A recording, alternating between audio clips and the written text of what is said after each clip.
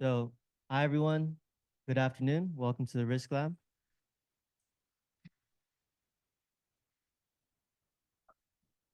Afternoon. So, we're today in this world, we stand upon a transformative time where AI, cybersecurity, and emerging technologies are shaping the world around us. So, as a graduating leader of the AI branch of RiskLab, I've had the privilege of witnessing how AI technologies are changing the way we innovate and solve problems. With these advancements come huge and many security concerns. And with that comes a huge and vital role for cybersecurity. Cybersecurity is what protects our digital landscape, architecture, and data. So imagine, if we didn't have cybersecurity, a lot of us right now would be missing a little bit or a lot more money in our bank accounts. Even though that still does happen, you get my point. So that being said, RiskLab, we're very fortunate that we prioritize these emerging technologies, AI and cybersecurity. Why? Because we are empowered as students and professionals. So to get a little closer to that, we're honored to welcome a cybersecurity expert, educator, and entrepreneur. He has trained millions of students, helped them upskill, stay up to date, and solve the ever-changing, evolving security threats. Please welcome Jason Dion.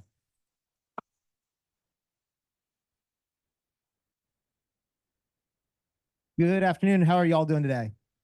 Can y'all hear me? All right.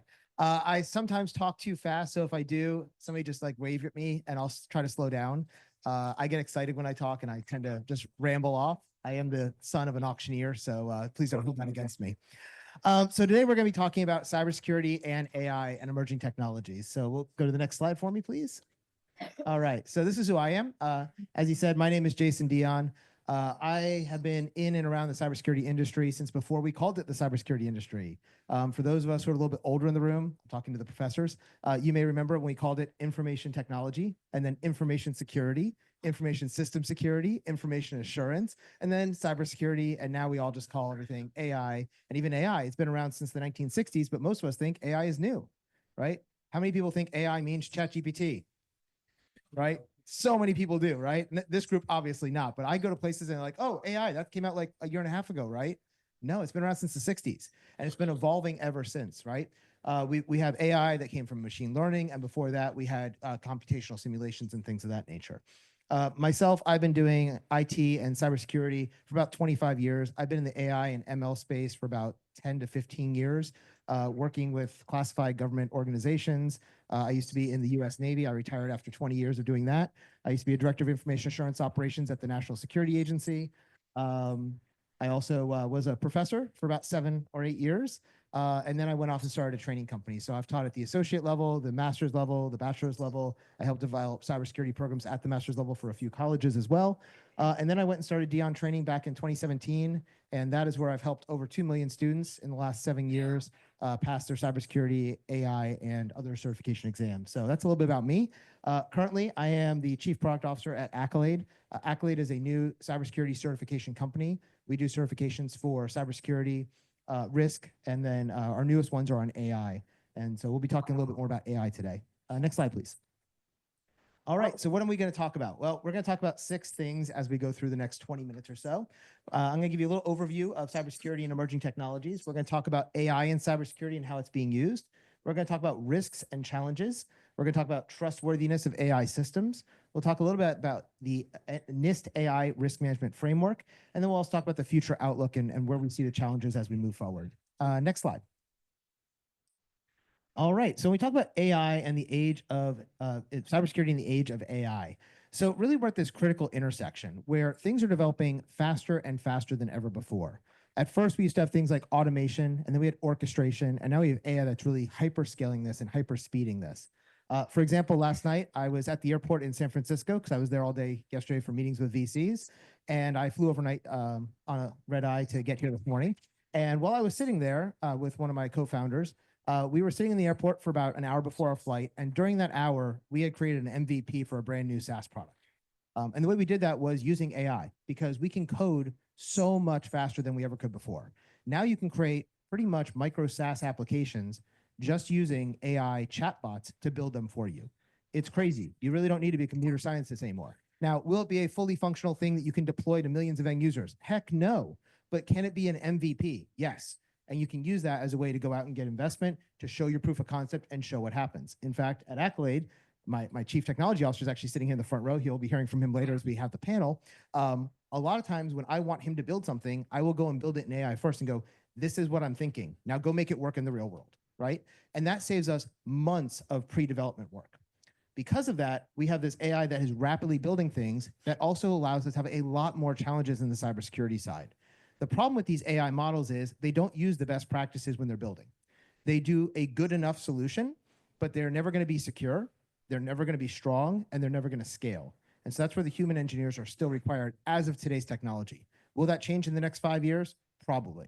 And that's one of the things that, those of us who are still in college and going for our graduate degrees, by the time you get out of school, a lot of what you're learning is going to be stuff that we no longer need from that perspective, because the AI is going to be doing a lot of it for us. And so you just have to be open-minded to this stuff and don't fight it, because the world is changing.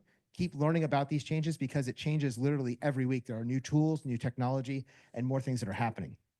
Now, on the cybersecurity side, there are a lot of tools that we're using with AI that can help us defend our systems as well. Because one of the things AI is really good at is pattern recognition, right? It is much better than we are, because we get tired looking at ones and zeros all day. I used to be the director of information assurance operations for the National Security Agency. We had a team of about 10,000 people around the world that were looking at logs every day, trying to identify the bad folks trying to break into our national security systems. Nowadays, we can do that with about 1/10 of that workforce because of pattern recognition, because of AI, because we could take some code that looks suspicious or malicious to us, throw it into AI and say, what is this thing doing? And it can then come back and say, oh, we think it's doing this, this, and this, and this. Whereas before, I may have given it to a guy like David, and it may have taken him a week to decode that and get it down to its binary digits and then look at all of that. So these are the kind of things we can use for AI. Let's go to the next slide. All right, when we talk about AI and cybersecurity, some of the main 3 areas that I see it being used at today, and this will change over time, is threat detection, automated responses, and anomaly detection. When we talk about threat detection, we're really talking about identifying emerging threats. Everybody knows the term 0 day, right?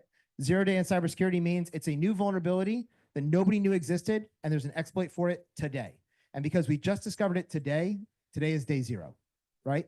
And so your traditional antivirus software has always worked by using what's called pattern matching, and they had signatures. So if I know that anybody who walks in the door who is 5'0", wearing a black shirt and blue jeans, and has white skin is a terrorist, right? That's pattern matching. But if somebody who's 6 foot tall comes in, they're going to sneak right on in, right? That's the idea of the way our antivirus systems worked for decades and decades and decades. About 10 years ago, we started using a lot more heuristic scans, where we started saying, well, this might be somewhere in the neighborhood. It kind of looks suspicious, and we might mark it as something that we want to potentially block, right? Nowadays, with AI, we can use AI systems to actually take this data in real time and analyze what is the code doing. Before that, we were using sandboxes, where we would take these things like email attachments and have them run and then see, did it cause any negative effects? And if it did, we can block it. That was more of an automation. Nowadays, with AI, we actually look down to the code level and see what's going on.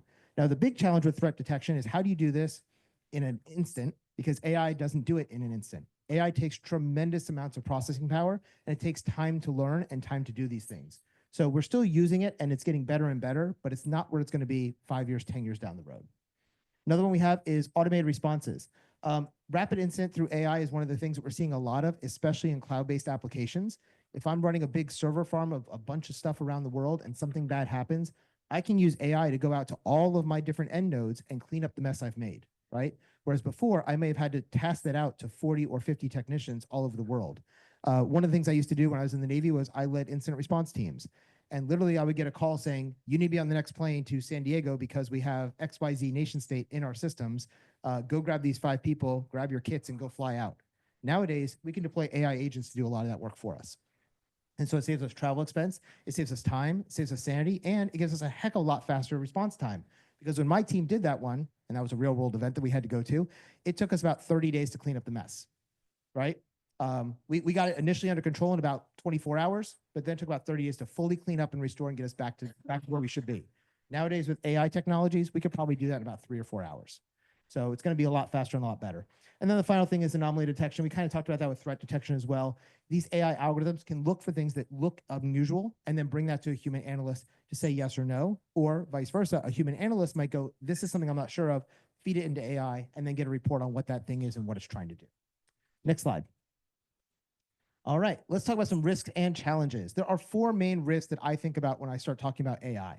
The number one I always think about is kind of the baseline in AI. And when you start doing any kind of model development, you always have to think about what biases exist in your model. Because if you have biased data and bias in your model, it's going to carry forward to everything else that you do. And one of the things, a good example of this is unfair decision making. There was actually an issue here in Florida. If I remember, it was northern Florida, one of the counties in northern Florida. They decided that they wanted to help the judges make decisions on whether or not they should allow people to be given parole if they're arrested for a crime. And so they used this machine learning algorithm, and they trained it on 100 years of history of judges' decisions that had happened. And what they found was they had 2 people who got arrested on the same day. Both stole something that was worth about $75. One of them stole the bicycle on their way home from school. One of them went into Home Depot and stole some tools. One of them looked like this gentleman in the front row, and one was a 12-year-old black girl. When the system came back, it said that the 12-year-old black girl should be arrested and kept in jail for 30 days, and the man should be let go on a $50 fine. That man was actually a 2-time convicted felon and was a much bigger risk. Not saying he is, okay? But that was the case, right? And so why was this the case? It was because of bias in the data set. They went back and looked at 100 years of court cases, and that's what they fed the machine. Well, have we had racist judges for the last 100 years? Yeah. It's not until 1965 we even had equal rights in this country, right? And so these things have fed into our systems, and you have to be careful about the data you're putting in your models because that will affect everything else. Now, it's kind of an extreme case, and they realize after that, they go, okay, we are keeping judges in the loop. We are not going to be using systems to make judging decisions anymore. And in fact, it's against the law now to use AI in judgment decisions in criminal cases for that reason. Another thing we have is deepfakes. AI deepfakes are everywhere these days. Some of them are pretty cool. Some of them are really dangerous. Whether you believe the election was stolen or not in 2020, I'm not going to get into politics here. There was a lot of deepfakes that happened back then.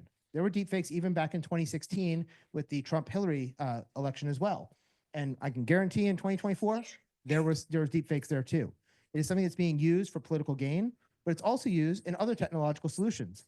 At my other company, Dion Training, we have a deepfake of Jason. And the reason we have one is because I don't want to have to go back to the studio if I make a mistake when I'm saying something.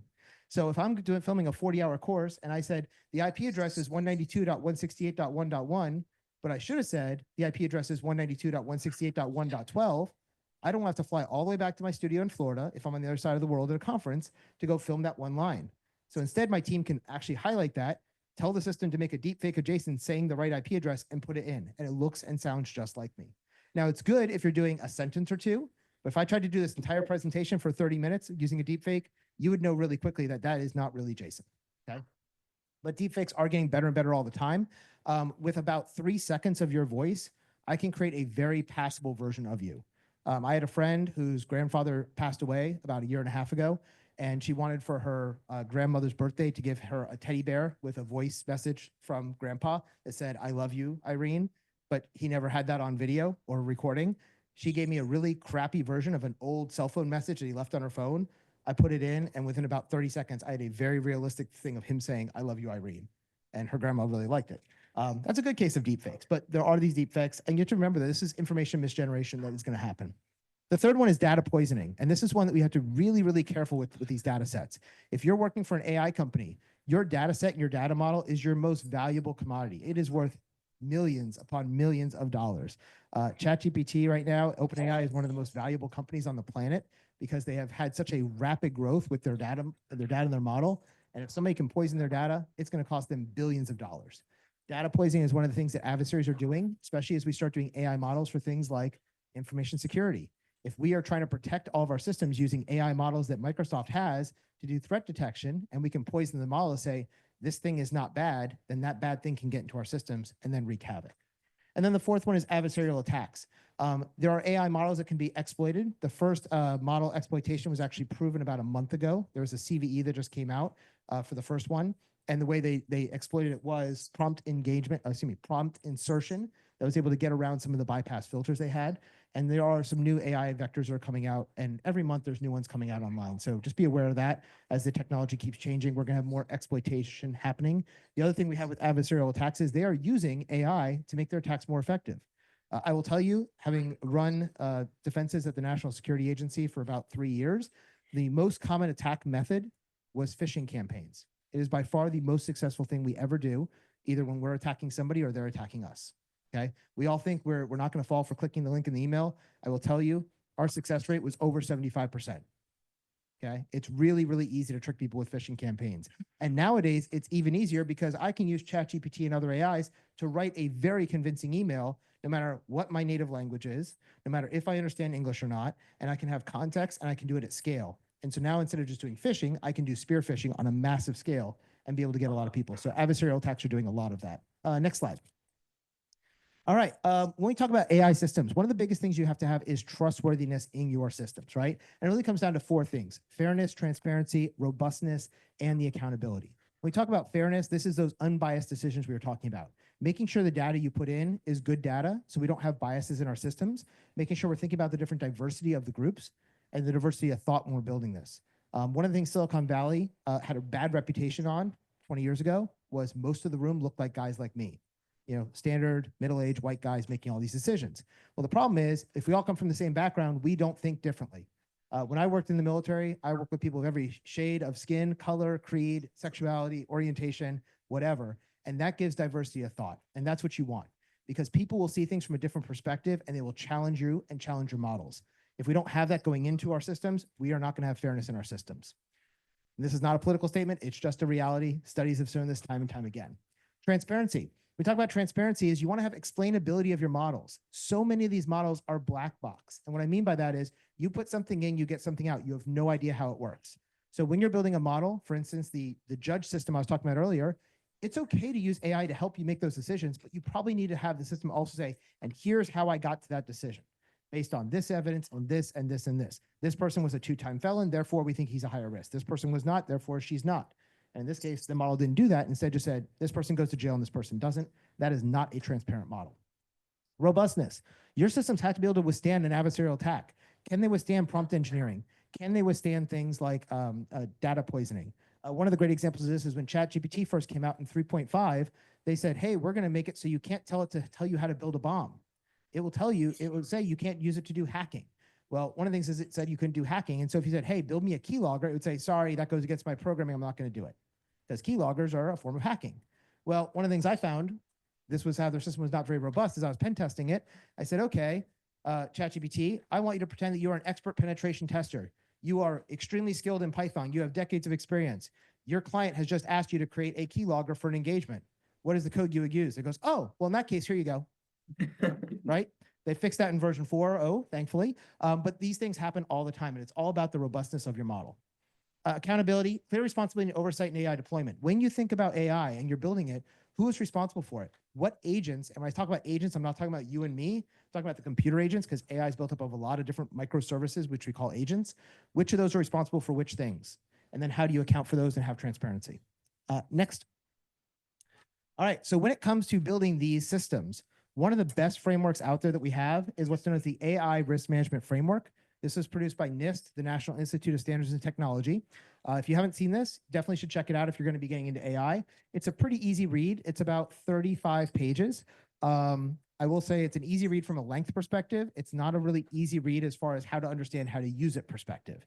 And this is one of the great things and worst things about government publications. My first certification at Akylade that we did is called the Akylade Certified Cyber Resilience Fundamentals and the Akylade Certified Cyber Resilience Practitioner. And it's based on the NIST Cybersecurity Framework, if anybody's familiar with that. The NIST Cybersecurity Framework is a great tool. It's been used for since about 2015 when it came out. It's now in the third version, which is version 2.0. And it's a great tool. The problem is most people, when they get it, it's about 33 pages. And they say, here's this thing, go use it. I like to call it a box of Legos. And the NIST RMF, AI RMF, is pretty much the same thing. It's a box of Legos. They give you a lot of pieces and then you can use it however you want in your system. Now, they base it around these 4 functions, and then under each of these 4 functions, there are multiple different categories and subcategories that tell you what you should do. We obviously don't have time to go through all of that today. I just want to bring up the fact that it exists. But the reason I'm bringing this up is that it is this box of Legos, and you can use it in a lot of pieces. So what we've done at Acylade is we have taken the industry best practices of people who have used these things for decades. This one's only about a year old, so it doesn't have decades of experience. The other one does have over a decade of experience of using it in the field with companies all over the world. And we've created what the best practices are, and we kind of give you instructions on how do you do this step by step, going through a 3-phase process. We're doing the same thing right now with the AI RMF. Our fundamentals exam, our foundation exam is out right now, which teaches what they teach you, as well as all the idea of transparency and bias and all of those kind of things I've been talking about. The second version, which is the practitioner, which is the book I'm writing right now, which is the Mastering AI Security, is how do we apply this to real world engagements as a cybersecurity consultant. So keep an eye on that. It should be out in the next 3 to 6 months as I'm finishing up that book.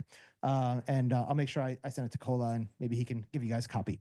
When we talk about the AI risk management framework, there are 4 pieces. It's the govern, map, manage, and measure.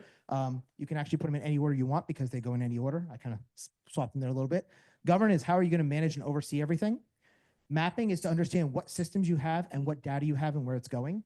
Measure is all about making sure that things are happening in the way you think they're going to happen. And then managing is how do you make sure that things do what you want them to do to meet the governance commands. Next slide. All right, and then the future of AI and cybersecurity. Really one of the biggest things you're going to see is going to be automated and autonomous threat hunting. Right now, we use a lot of automation to try to do threat hunting. If you're not familiar with the term threat hunting, what we talk about with that is we're looking in our networks as if we were the bad guys and trying to see what holes we have. And then on the threat hunting side, we're trying to see if we can find the bad guys. What doesn't look normal in our network, right? So if I go in my house and every day I know that my bedroom, when I leave for school, my bed is made and my pillow's there. If I come home tonight and that pillow is kind of off 45 degrees, I know somebody's been in my room, right? I used to love the show Burn Notice. I don't know if you guys ever watched that on USA. It's a great old spy type show. And one of the things they do is, as a really easy trick, is put a little piece of tape over the door. If the tape's broken, you know somebody's been in your door, right? That would be a way of doing threat hunting, is looking for these signs that something is there and trying to find the unobvious things of has somebody been in your network. AI can do this at a scale and speed that we as humans can't. David can attest to this. He used to run a threat hunting team for the DoD, for the Navy, and they would fly all over the world looking at Navy networks, trying to find other bad actors in our networks and try to think like them. And it was very expensive, very time consuming. You had a team of what, about 80 guys on your team doing this? Very, very expensive. You think 80 people making a couple $100,000 a year each, that's, you know, a couple of $1 million a year in budget just for one team. And we had 45 of those teams across the government, right? So now we can do it with AI. It's a lot cheaper, a lot faster, a lot better. Another thing you're going to be seeing is AI-driven governance, right? Governance is hugely important when you work in a company, in a large organization, in a university setting, in a government setting. The word governance comes from government, right? It's how do you oversee and enforce your different policies, because that's what's going to make your systems much more secure. Most of the time when I talk to people about cybersecurity, especially when I go to C-suite executives, the first thing they say is, what tool are you going to sell me to solve my problem?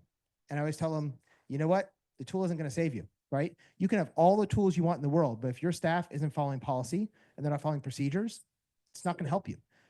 For example, we can all use ChatGPT, and you know, we can use all the automated systems. When I was a professor, we used to have the Turnitin system. I'm sure you guys probably still use that, where it goes through and does checking to see if you have copied somebody else's paper from the internet, and it can check, oh, this, you know, 98% of your paper came from somebody else's, and things like that.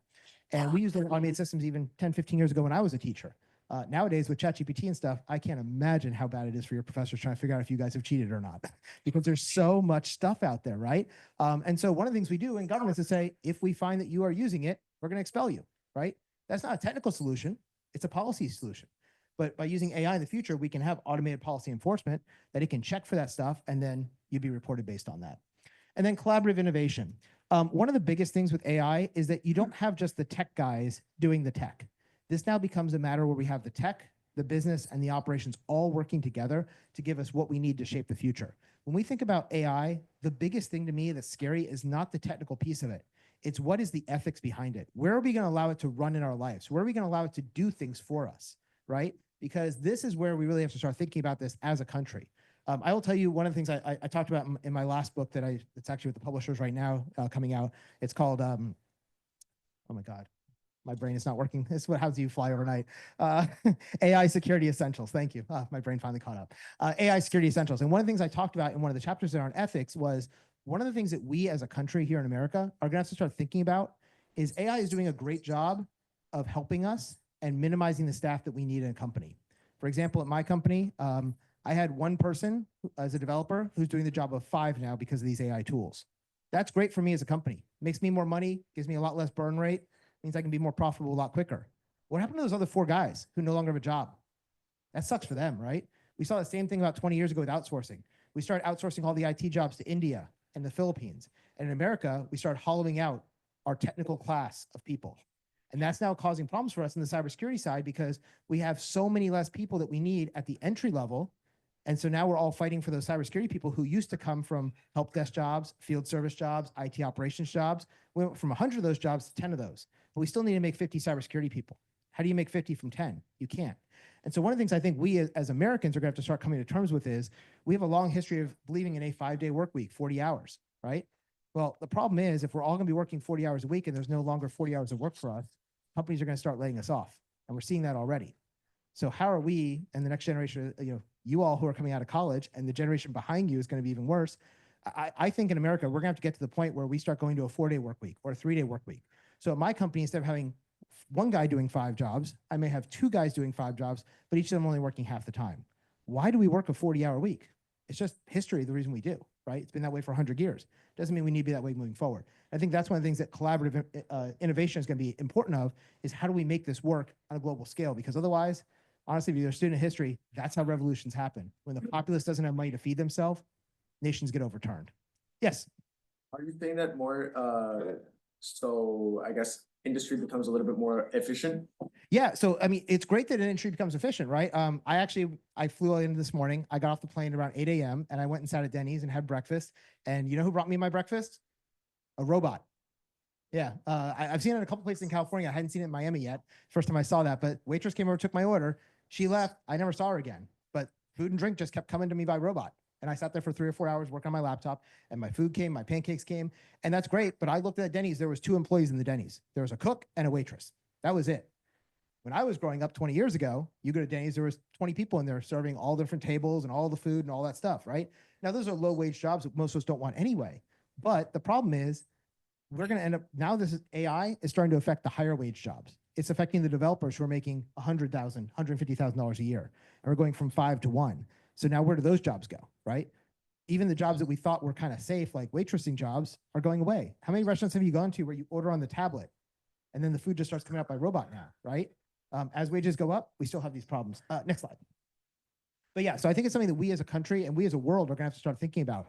France has been talking about a universal basic income for their population for this reason. And otherwise, we're going to have problems because people need to feed their families, right? And then, like I said, I'll open the floor to any questions you have. That's the certification that's out now, which talks all about AI and bias and transparency and the risk management framework and all that kind of stuff. But if anybody has any questions, I'm happy to take them. And then I think we got more on the agenda. All right. Any questions? All right. Yes. Going off to what you were talking about towards the end, what skills do you think will be the last ones to be replaced by AI? That is a great question. So the question, if you guys couldn't hear, is what skills do I think will be the last ones to be replaced by AI? That is really hard to say because some of those jobs I thought were going to be pretty safe, i.e. artists, filmmakers, they've already been hit, right? I have a friend who's a game developer, and inside of the Unity software, you used to have to hire somebody, like this guy for $100,000 a year to make your shading and your textures for the walls. Now you just say, make me a wall that looks like this, and it generates it. So that job's pretty much going away. As I mentioned, the coding, right? Coding used to be a very safe job, we thought. I spent about an hour last night and made a pretty functional learning management system using an AI tool. So I think right now the jobs that we still have that are going to be pretty safe are going to be things that require your hands. So I think plumbers, electricians, and welders are pretty safe.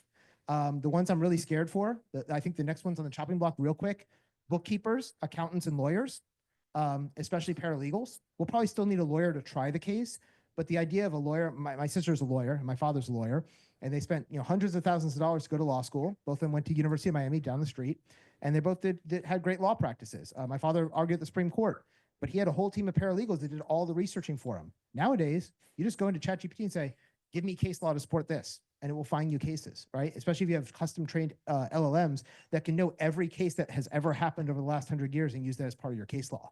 So I'm not a futurist, so I don't know the answer of what is going to be protected, but I think, you know, a lot of things, it's hard to think of any job that can't be put away. You know, I just flew here last night on a plane, and I can tell you, I used to fly airplanes in the Navy for a little while. That was one of my jobs before I decided I didn't like being in the backseat of airplanes. And even back in 2005, 2006, when I was flying airplanes, the airplane could take off on its own. The airplane could fly on its own. I was really there as a safety check. And landing is the one thing it needed me for. These days, they don't even need you to land, right? So even pilots are, the reason we have pilots in the cockpit is just because we don't trust the computers yet, but they're pretty good. I mean, Uber drivers, we would think that's a pretty safe job. Nope. I mean, robotaxis are going to be here in the next 5 or 10 years.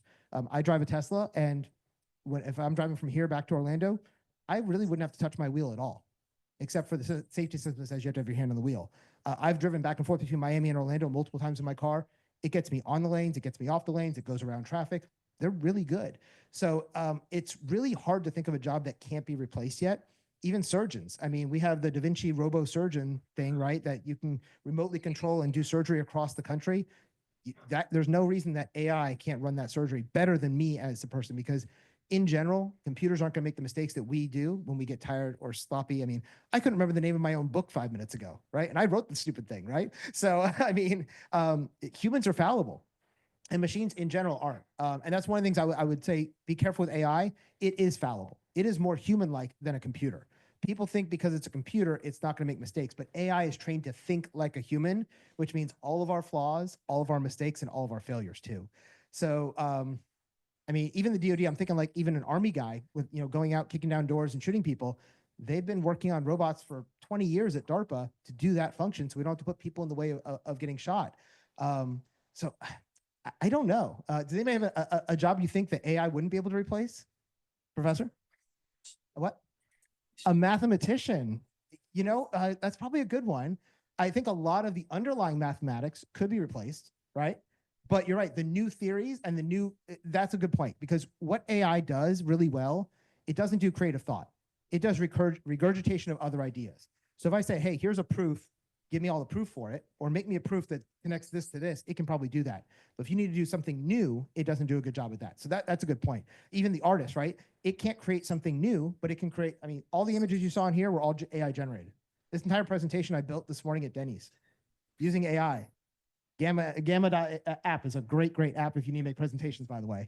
I gave it my outline, and it started writing up a bunch of stuff, created some images, a couple of tweaks. I'm like, I don't like this one. Originally, they had one of like a class of people in the audience, like, I don't like that. Give me one that looks like this. And I told it, I want purple scope to keep the same thing. I want some question marks, make it high tech, and boom, that came up, right? So, but it just regurgitates stuff. So if we, from what you're saying, if we will run your presentation through this Turnitin, will you get a high percentage that? That's a good question. Would Turnitin catch this? I don't think so, because the words were mostly mine. It did a good job of rephrasing them. And Turnitin hasn't really caught up with the ability of ChatGPT yet. They've been working on new algorithms with their AI, but you know, Turnitin, last time I used it as a professor was about 5 years ago. It really was looking for keyword matches, like almost word for word. In fact, I used to get in trouble.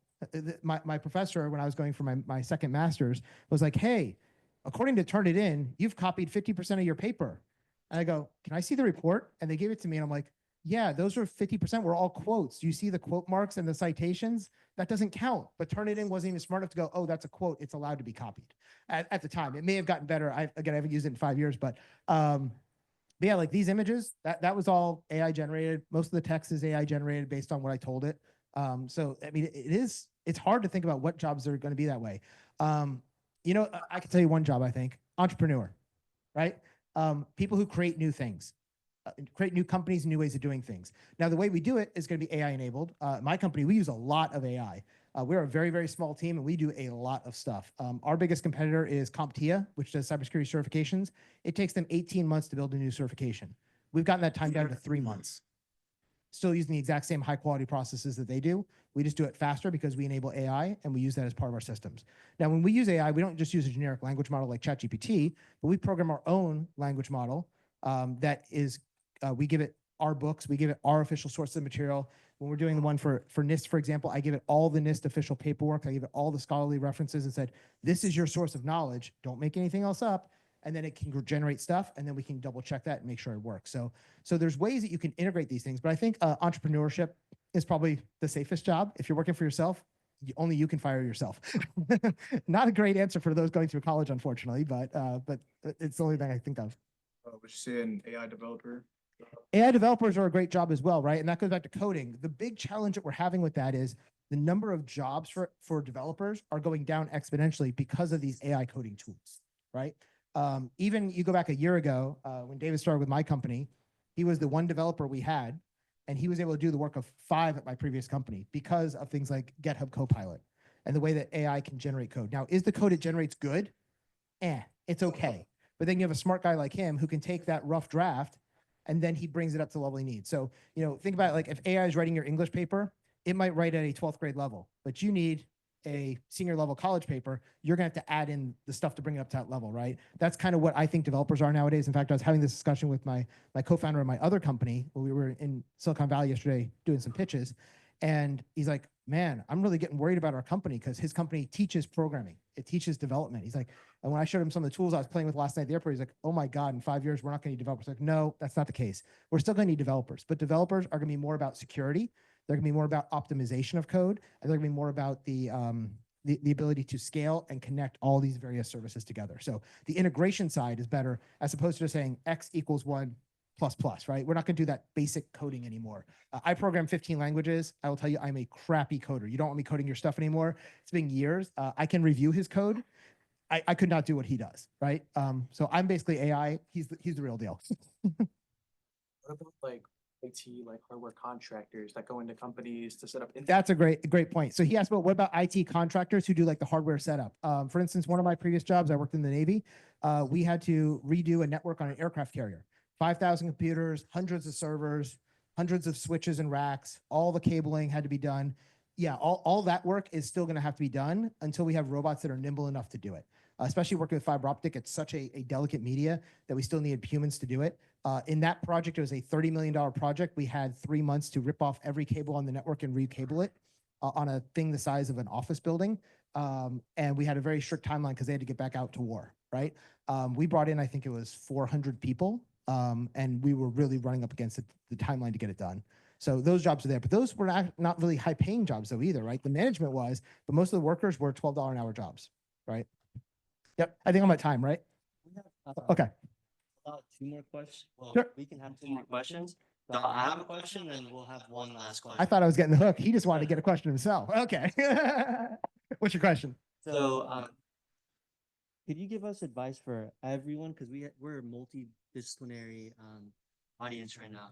What's a tip that you can give to everyone in the room to incorporate cybersecurity and everything you're talking about moving forward? Yeah. So what would be the tip I give to everyone in a multidisciplinary environment for cybersecurity? Always be thinking that someone's out to get you. It's not paranoia if they really are out to get you, and I'll tell you, they're really out to get you. Now, they may not be targeting you specifically, but they cast such a wide net that you're going to get caught up in it as well. So always make sure your systems that you have your patches up to date. As soon as the updates come out from Microsoft, if you're a Microsoft user, if you have gone more than 24 hours without updating your computer, you're vulnerable, because I will tell you, as soon as patches come out from Microsoft, there's already an exploit being developed, usually within, in the old days, 12 hours. Now with AI, probably 3 hours. So you really want to get those things done quickly. If you're one of those people who has an iPhone and you go, I'll do it later, I'll do it later, I'll do it later, you're going to be vulnerable, right? iPhones are very secure if you update them when they say there's a new patch. Same thing for Android devices. If there's a patch, that means there's a known vulnerability, definitely patch it. Second big tip I would give you for cybersecurity, never reuse a password. Every website needs to have its own individual password. They need to be long and strong. Can we all remember all these passwords? Hell no, right? I can't either. So I would get yourself a really good password tool. Things like 1Password, and Bitwarden. Those are my two favorites. Those are the ones I use in my companies. Personally, at my current company, I use OnePass. It's great. There's a free version. I think the paid version's like $30 a year. But it will create an individual long password for every site you have. You install it into your web browser. You install it on your phone. It remembers all your passwords. You only have to remember one long, strong master password and use facial recognition or thumbprint, depending on your phone, and you can unlock everything. Any site you can get a pass key for instead of a password, use those. They are much, much more secure. So those are kind of the three biggies there. Always patch, long, strong passwords for every site, individual passwords. Don't reuse passwords because the number of data breaches that happen, your passwords are out there. It's just going to happen. And so you want to make sure you have these long, strong passwords. And then the third thing from a finance perspective, I think somebody had mentioned your banks can get hacked, right? If you haven't frozen your credit yet, please go freeze your credit. It's free to do. It doesn't cost you anything. There are 3 credit bureaus, Experian, TransUnion, and Equifax. Just type in Google, Equifax, how to freeze my credit. Basically put in your social, your birthday, and it locks your credit. So nobody can apply for credit as if they're you. If you want to go buy a car, you go online, you unfreeze, it takes about 30 seconds. Then you go buy a car, apply for the loan, apply for the credit card, and it locks again right after.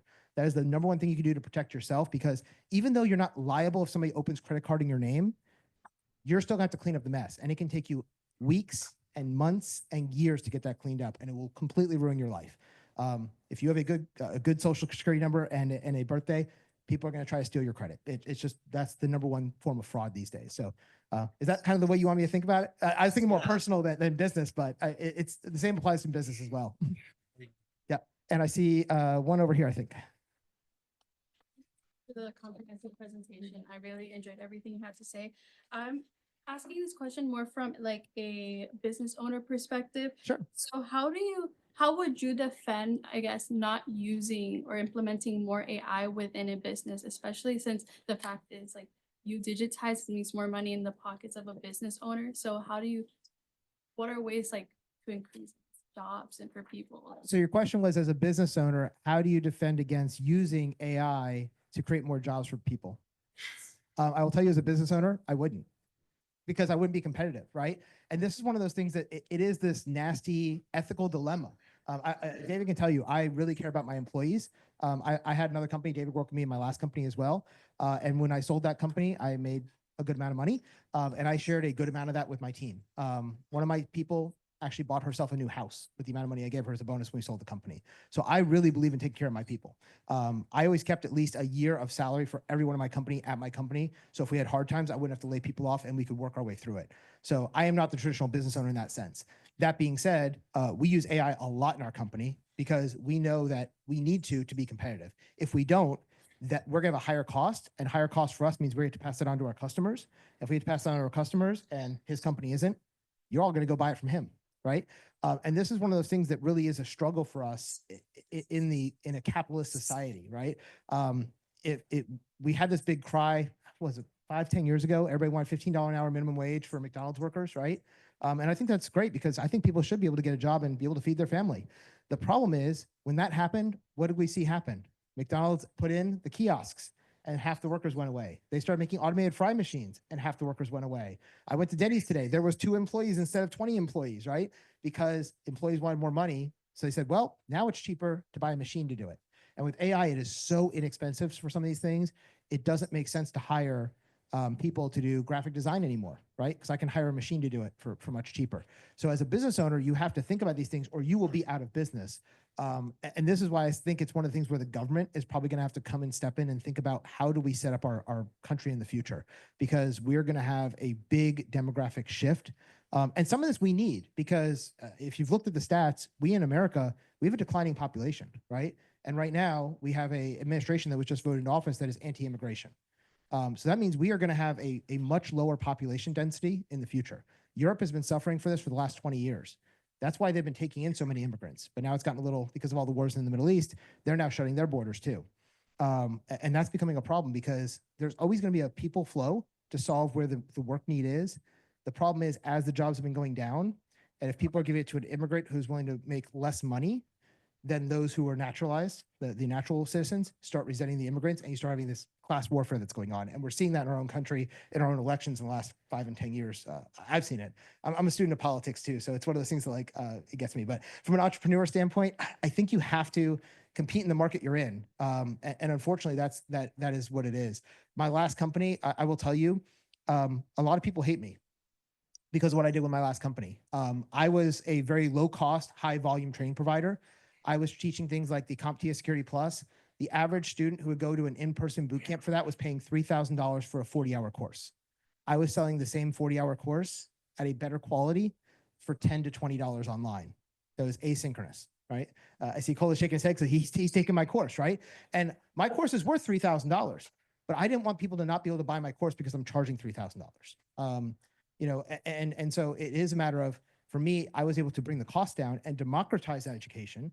And I know I'm standing here in the middle of a college, and you guys pay, you know, tens of thousands of dollars a year to come to college and listen to your professors, right?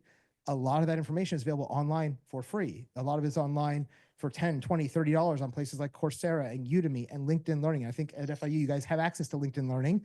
And if you do, and you like hearing me talk, I've got a couple courses on there. Feel free to watch them. And I get a couple of cents a minute when you do, right? But it's the way that our economies of scale have become. And we have all gotten in this tech world where what can we do to minimize the cost and maximize the gain? And unfortunately, we now as a society have to come to terms with the side effects of that.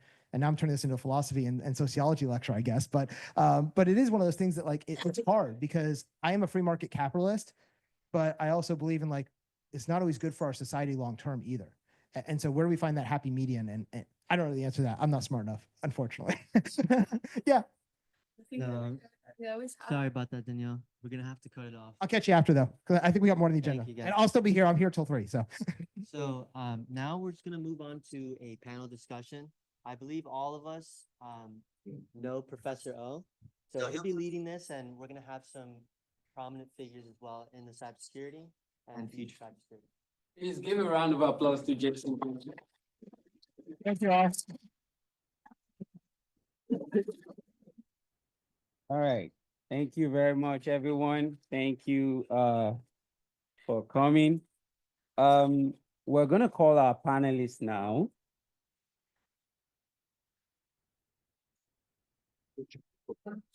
Switch microphone.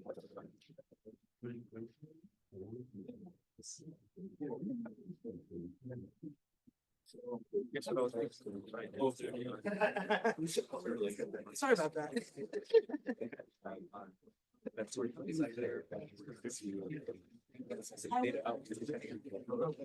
You did say that you.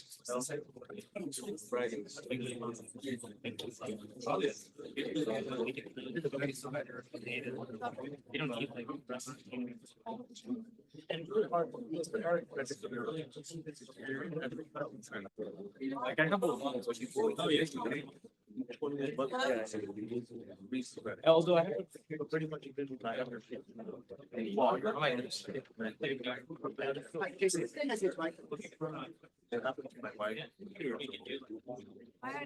yeah, speak more active.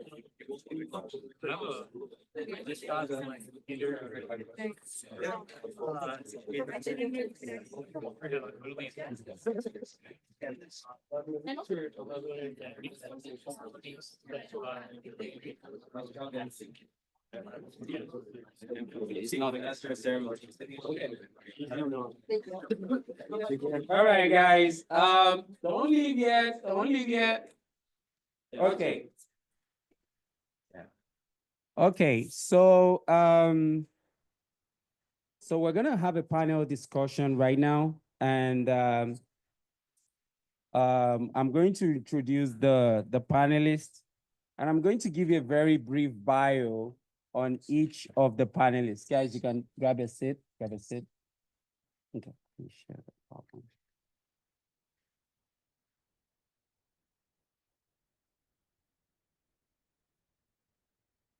Okay, so you guys have met Jason Dion, but I'm gonna give you guys a brief bio on Jason Dion once again, so you know who we're talking about. It's gonna take a seat. Jason Dion is the co-founder and chief product officer of Akylade LLC and the founder of Dion Training Solutions. He strives to help candidates pass their cybersecurity, IT service management, and project management certifications. To date, Jason Dion has helped millions of students across 195 countries get certified and advance in their careers. He has decades in the real world, decades of experience in the real world. He has served as Information System Officer, Director of Network Operation and Security Center, the global lead for cyber defense for US Cyber Command. And he was also the Director of Information Assurance Operation for the National Security Agency, amongst other high-profile security positions. Jason Dion has a master's degree in information technology with specialization in information assurance and a chief information officer graduate certificate from National Defense University College of Information and Cyberspace. Please give a round of applause to him again.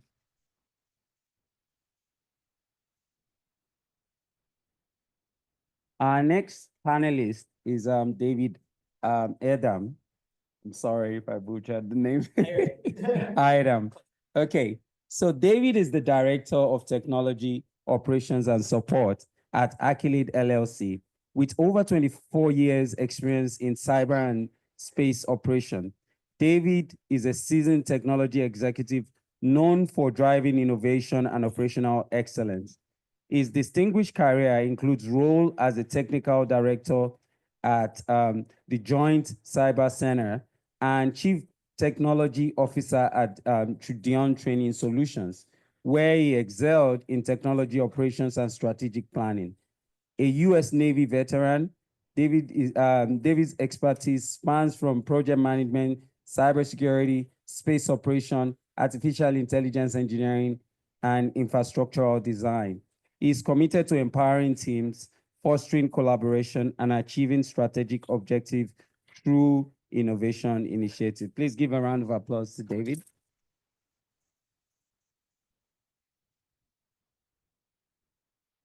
Our next panelist is on Zoom.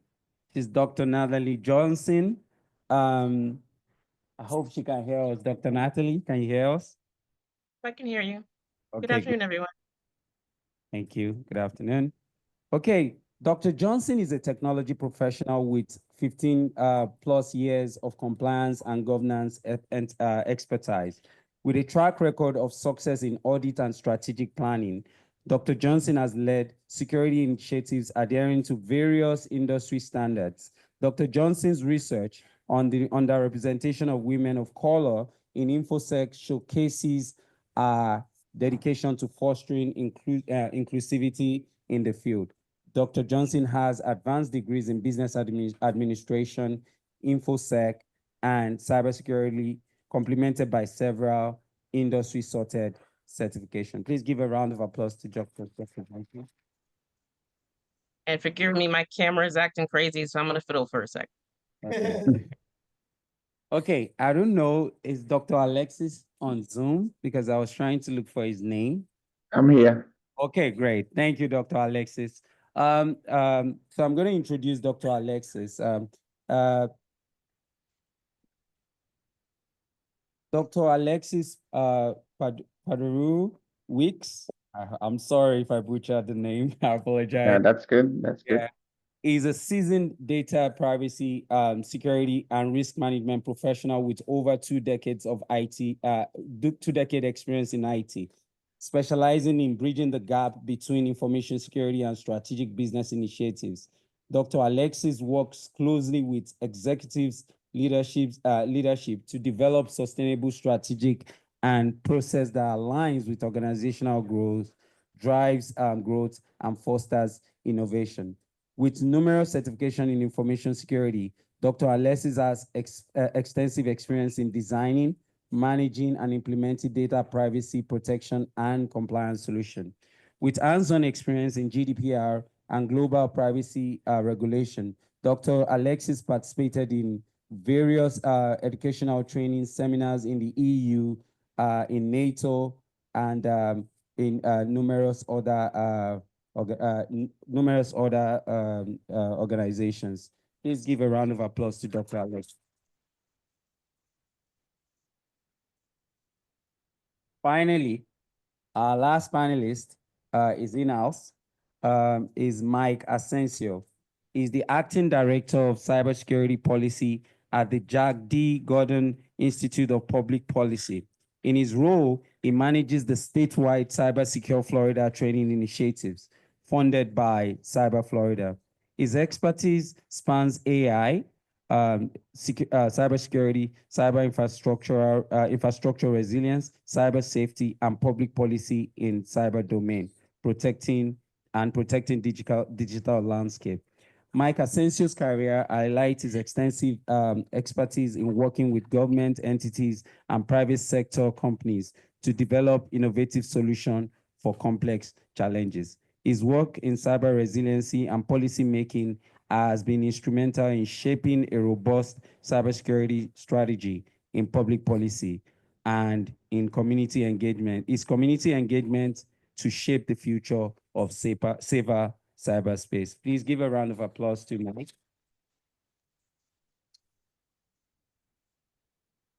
All right, so we're gonna go this way.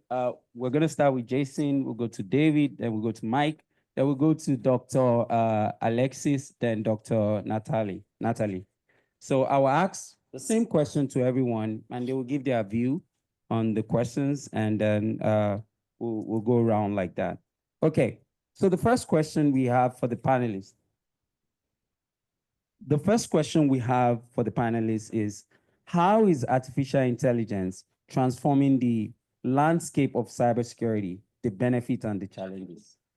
Yeah, so as we talked about just a few minutes ago, this is working. One of the things that we're really seeing, so one of the things we're really seeing is that cybersecurity is being enabled by AI because we can do faster detection, faster response, and faster cleanup when bad things happen. We've been working on this a lot over the last 10 to 15 years on the national security side, and now it's really come over into the cyber defense side on the commercial side as well. So you're gonna see a lot more of these tools coming up, and the good news is it's gonna help us get more and more secure in our systems. The bad news is every time we get something that's more secure, bad guys get something that can then go the same way as well. So if AI can be used to defend, AI can also be used to attack. And so there's both sides of the coin. And so it is a never-ending arm race, unfortunately. David? Pick all the good ones, right? Pick all the good ones. Yeah, so I think with AI in general, typically, and anyone can fact check me on this, the human has a accuracy score around 82 to 83% when you're looking at large scale data. So looking at the AI models, none of them are really close to that accuracy score to find the abnormal threats that are or may not be inside your network. But I find that as we are utilizing AI off of machine learning, off of language models, before nowadays we have large language models, that now the cybersecurity experts are getting to be held more of accountable.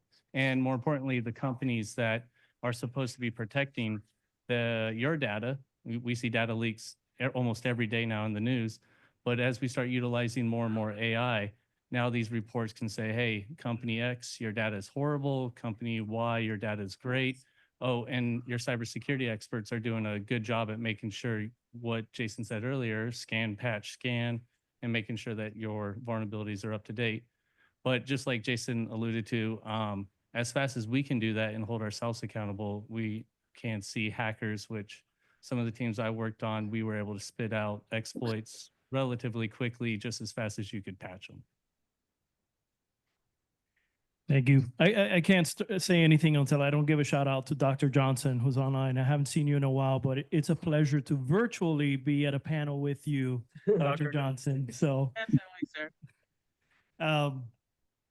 So one of the things, you know, and again, this, you may hear this over and over again, and I see it, and Jason pointed, you know, earlier, if you were listening to him, is just how much more efficient you could be at detecting some of these things or getting some of this work accomplished. Is that really giving us an advantage? I would argue not really, because just as quickly as we can detect these things, is making it kind of easier for us to do more. It doesn't mean that we're necessarily doing a lot better, because the adversary has the same kind of advantage, if not more.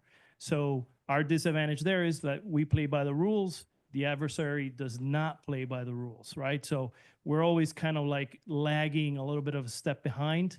And unless we're willing to make some hard decisions around what AI actually would enable us to really do, and in some instances take off these guardrails, we're probably not going to see its full capabilities for us to be able to, instead of playing defense, to play more of an offensive approach.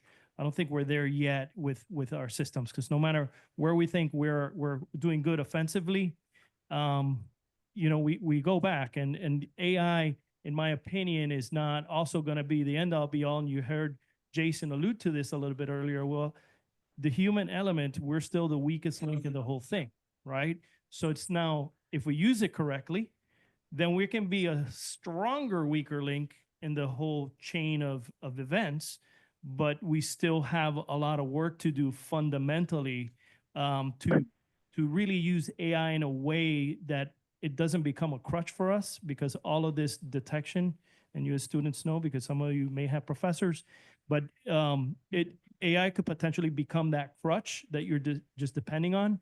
And as good as it may be, it just takes the human to not catch the one little anomaly in it, right? So yes, it's helping us do a lot more, and those are the things that we're seeing. We're able to catch a lot more, and you're seeing a lot more reports. But I just wonder, and I'm going to end that there and divert to our online. Yeah, Dr. Alexis. Dr. Alexis, can you help? Yeah, you know, I think Jason was correct, right? I think one of the things that AI is going to highlight is some of the weaknesses that businesses are not following. If you look at many of the incidents, even going back the last 2 years, they're fundamental flaws. So AI will give you the ability to see things that businesses are not very good at doing. They're going to be those organizations that are not following patch cycles.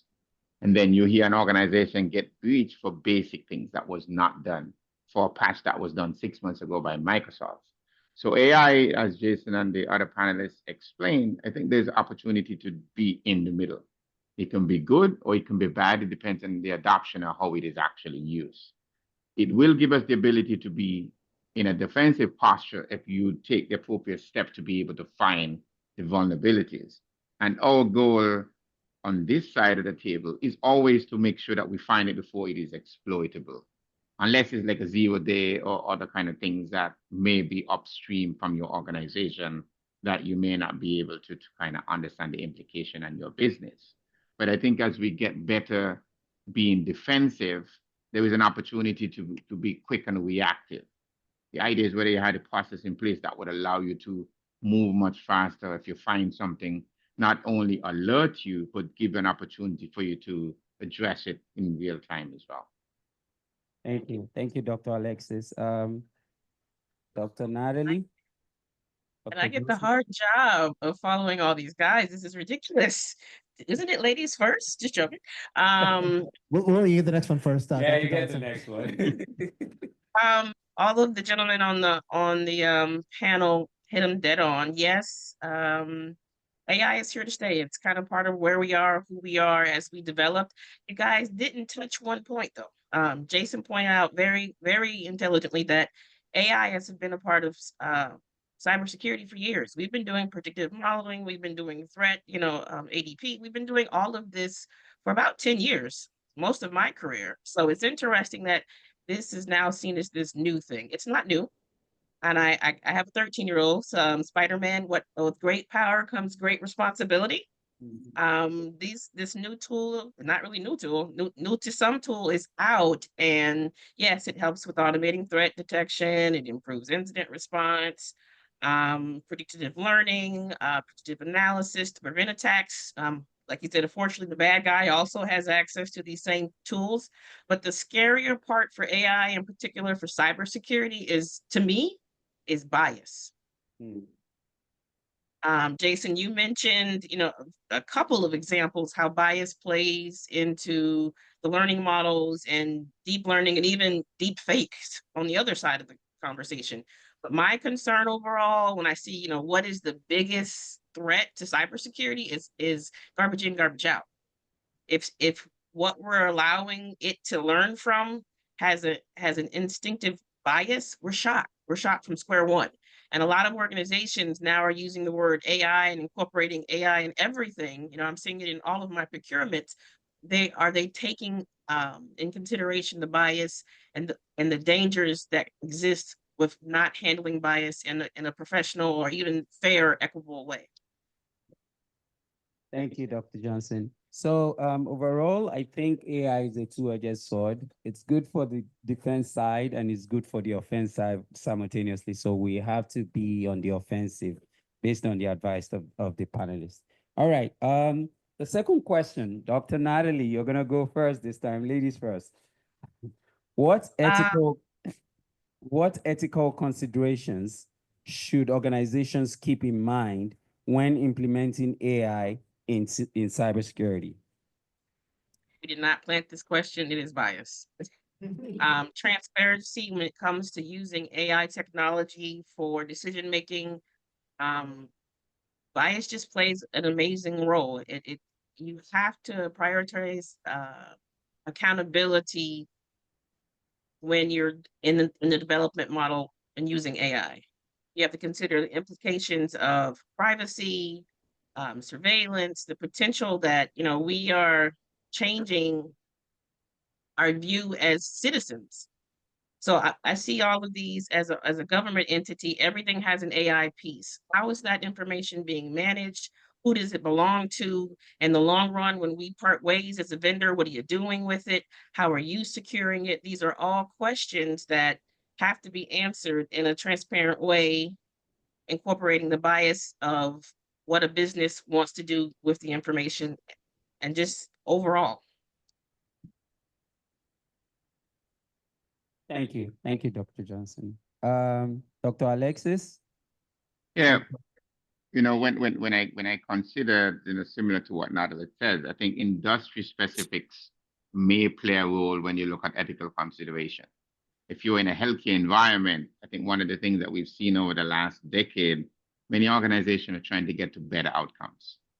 And having large data set give you the ability to look at large pool of data over a period of time. I think one of the things we run up against is that consideration when you think of it from the privacy concern. How is the data being used? What I'm seeing in the industry today is like AI has become like this nail, right? And if you have a nail and you have a hammer, everyone want to kind of hit that nail. And like Dr. Johnson say, everyone is just sprinkling it everywhere. But some of the ethical consideration may have to be use of data, consent. How do you verify that? And many organizations today, what they're trying to balance is how do you bring AI into the organization and establish guardrails in terms of what it can do, what kind of data you may expose it to, and then the opportunity to kind of stay present. Because you may want to get better outcome, but if you have your data being running on specific models that may go out to public information, as opposed to having guardrails around it, you don't know what information may be leaked. You may leak sensitive information. So that the whole ethical consideration around your data, what are you exposing? I think one of the panelists had the discussion before around being able to create new scripts and different things for attack vectors. Yeah, but you may not want to put something that's maybe proprietary information for your organization and now get it out there in the public, because that in itself may expose you down the line later if those systems happen to get breached.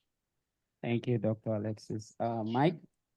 So I'm gonna start with instead of putting it out there like industry ethics wide, let's start with us as individuals and the ethics. How many people in here do not use a language learning model like ChatGPT? Raise your hand. You do not use any of those. Okay, so there's 2 or 3 people. The rest of us that are using those, what are our ethics, right? You guys are in class. Does your professor say you could use it, don't use it, not use it? And if you are using, and this is not a critique, because I use these in the day of my work many times in a week to come up with things that are tedious to me, right? But I'm not using it as a crutch. I'm not asking it to do the work for me. I'm asking it to help me do the work, right? Like I've got to write a report on something. Well, guess what? I don't want to sit here for hours and sift through the data. You do that, and then I'm going to put this together. So ethically, when you're looking at these kind of things, if you're using this in a way that you are automatically betraying your ethics as far as, well, I got to write another paper and it's due and it's going to be Thanksgiving. I really, I'm going to let this thing kind of do it for me. And then I'm going to go from here to, I'm going to use 3 language learning models because I've seen that already, so that they can't tell which one created it. Guess what? They're all creating kind of the same things. So if you're using it as a crutch, then ethically you're already committing kind of like, let's call it like a crime against yourself, right? Because you're compromising, knowing that these things are biased, and you're seeing it and you're hearing it from us. So that's the first place you got to look at, is how do I use it as an individual? And if I'm willing to use it in this way and form, what do I expect of, let's say, government that is now deciding to make use of these, or companies that I interact with? Am I okay with Amazon knowing the footprint and the layout of my house? Because I got one of those Roombas and they've already mapped my entire house, right? So ethically, you got to think about that. Are you okay with that? Right? So that's where you start with these things, knowing, can we trust entrepreneurs who are billionaires, who have said 100 times to us, "Oh, your data is yours." We can trust them, right? Right? Or have we seen them go back to Congress and say, "Oh yeah, by the way, the data we said was yours, and it's not really yours, it's ours." And it's never deleted, right? So you got to think about it from that point of view. Because if there are these biases already built in, you got to really wonder, okay, if you know it's there and you're honest and transparent with that, then I think you could be in a much better playing field, knowing, hey, I know what the shortcomings of this is. We all have that one friend that you're like, I'll invite you to this party, but not these party with these people. Because I know once you have 2 drinks, oof, and that might be grok for you, right? I'll pass it on. Thank you. Man, I'm just telling my whole Friday night tonight, are you? So I think, yeah, pretty much everyone said the same thing, and I'm going to try and steal as much points as I can before I pass it to Jason. But Dr. Johnson for sure, and Mike, and I'm going to butcher his other name, so please forgive me.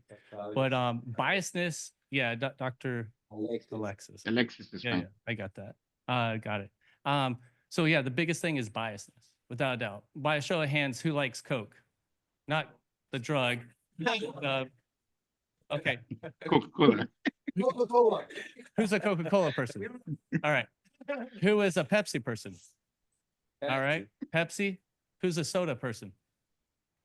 All right. So depending on where you're at in the country, you call Coke, Coke, Pepsi, Pepsi, or soda, soda. And in some places, it might be pop. So that's a form of biasness. If we train a large language model to say, hey, what is the best type of soft drink out there?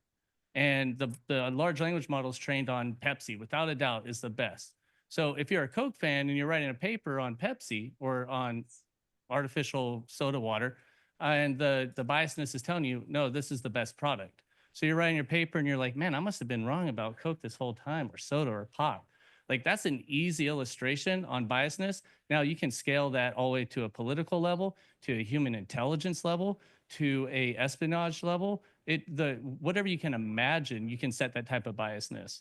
So for you, desperately graduating and the generations to come, is to make sure that the laws and policies that we start passing in Congress and for our states, that you are the ones out there supporting it. Is this a law that you want for biasness when large language models are trained?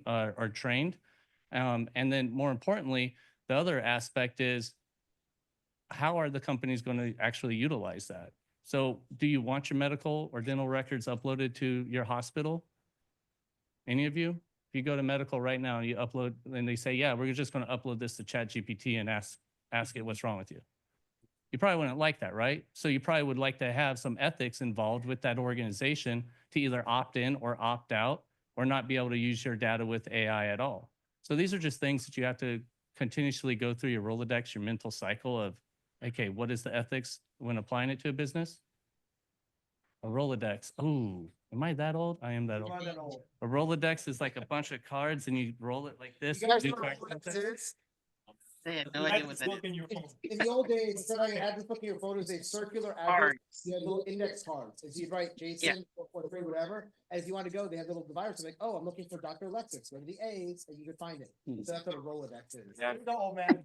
Well, it's official. Ask your grandma. And with that, he passes the mic. Okay. See, I don't even need a mic. I'm that loud. Yeah, so I agree with everything they all said on bias. I'll take it a little bit different direction as well, just because I'm a cleanup hitter, and so the last guy has to say something different. The ethical issue I think about with organizations is one of the things we talked about earlier in the talk, which was some of the societal things, right?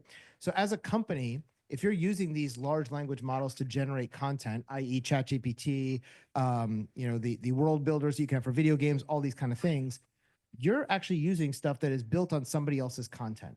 And now you're trying to say it's your own. In fact, Congress in the last year had come out and said, or the trademark office and copyright office said, you can't copyright art that was generated with one of these language models because it's not yours. It's the underlying, it's just a derivative work of somebody else's, right? And so somebody had made a comic book and they used the ChatGPT to write the language, and they used Stable Diffusion to make the images, and they put them together and they tried to copyright it, and they said, no, you can't do that because all that stuff was built on other people's work. I think we're going to see changes to that in the future, but that is what the rule is right now. So one of the ethical issues is when you are building one of these AI systems, if you decide to be a developer one day, i.e. the founders of ChatGPT thought it was wonderful to just hoover up the entire internet or vacuum up the entire internet, if we want to use a more generic term, and then they put it in their database for their large language model, right? And so when you wanted to get information about a news story, they're actually giving you information from the Wall Street Journal and the New York Times. Well, they didn't have the license to do that. They stole that copyright information, and those companies spent lots of money hiring reporters, hiring people to fly around the world to get these stories, and now ChatGPT is getting the benefit of that by having just sucked up all that information, then regurgitating it to you in a different format. So I think that's one of the large ethical issues. ChatGPT specifically got called out on that. They now have licensing deals with the New York Times. They have licensing deals with Wall Street Journal and many others. So they have that content in place. But we saw the same thing 10 years ago with Facebook. People are going to Facebook to get their news because they didn't want to pay for a newspaper. And all Facebook was doing was regurgitating the stories they found in the newspapers. So these are the ethical issues that come up time and time again. And while I'm a capitalist, sometimes capitalism needs some guardrails because unbridled capitalism will always be a race to the bottom for quality, a race to the bottom on cost, and race to the top on the value difference between what it costs them and what they can deliver. And that is going to be an issue, right? I was talking to somebody yesterday, was in Silicon Valley, and they told me that I was a moron because I was selling my courses for under $50 a piece. And he literally buys somebody else's courses for $200 each for 3 courses, bundles them together, and sells it as a $15,000 package. And I said, what are you doing that's different? Well, I give them 1 hour a week of coaching on a Zoom call. I'm like, and that makes it from a $600 cost to a $15,000 cost? But in his mind, that was completely ethical because somebody was willing to write a check, right? To me, that's unethical, right? And I think we as businesses and entrepreneurs need to think about, just because we can get some amount of money, is that really the right answer, right? And I think that's one of the things that again, I'm kind of going to sociology part here, but I think it's one of the things we need to think about, especially if you're going to go be an entrepreneur one day, or you're going to work in some of these companies. And it seems like the younger generation, I think, gets this a lot more than my generation. Those who are in their 30s and 40s, I'm 44, I'm a little older, but the ones who right behind me, the millennials who are making all these tech companies, the Mark Zuckerbergs of the world, they really, I feel like they just go for more instead of what is good for society. And I think we need to start questioning that and going, what is good for society? It's not just about making money, because I'll tell you, once you get 10 million or more in the bank, it really doesn't matter. Your life's not going to change from 10 to 20 to 30 million. It's still a really good quality of life. You'll be just fine, right? I don't know why anybody needs $1 billion, right? It doesn't make sense to me. I'm off topic, so back to you. Right. Thank you, Jason. So because of time, I'm just going to ask one more question, and I'm going to try to make the question positive, because it looks like everybody's kind of depressed, like we're going to lose all our jobs or whatever. Okay, so if you're Well, I think the answer is they just need to become tenured professors and they don't have to worry about it. Well, that's a long shot. I know. I'm just being facetious. All right, guys. So so the last question that I have in mind, I'm gonna try to make it positive. So what do you foresee, to the panel now, what do you foresee as a big opportunity, the biggest opportunity for our students in AI, cybersecurity, and emerging technologies over the next decade? What should they prepare for? What should they look forward to? Like I have students now.